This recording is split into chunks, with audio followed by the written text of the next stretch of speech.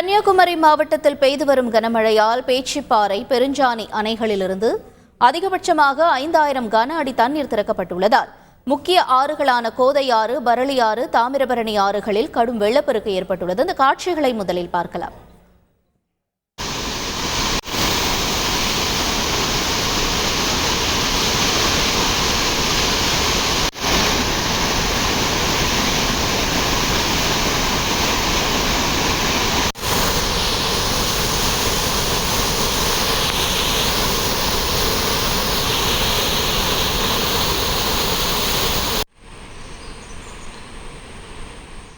கூடுதல் விவரங்களை செய்தியாளர் வினீத் வழங்க கேட்கலாம். வினீத், வணக்கம். தற்பொழுது பல்வேறு ஆறுகள் நிரம்பி வரக்கூடிய வேளையில எந்தெந்த பகுதிகள் பாதிப்படைந்திருப்பதாக சொல்லப்படுகிறது? அங்க இருக்கக்கூடிய மக்களின் நிலவரம் என பதிவு செய்யுங்க.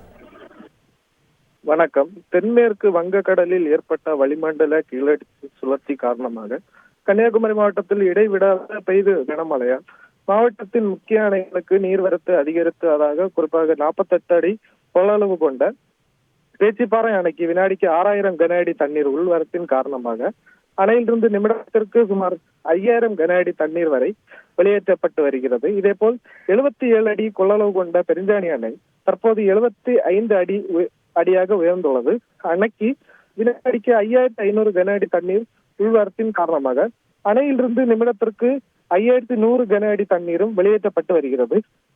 இதனை அடுத்து மாவட்டத்தின் முக்கிய ஆறுகளான கோதையாறு, பரளியாறு, தாமிரபரணி ஆறுகளில் கடும் வெள்ளப்பெருக்கு ஏற்பட்டதால் மாவட்டத்தின் தாழ்வான பகுதிகளான மங்கை, முஞ்சிரை உள்ளிட்ட பகுதிகளில் நீர் ஊருக்குள் புகுந்துள்ளது.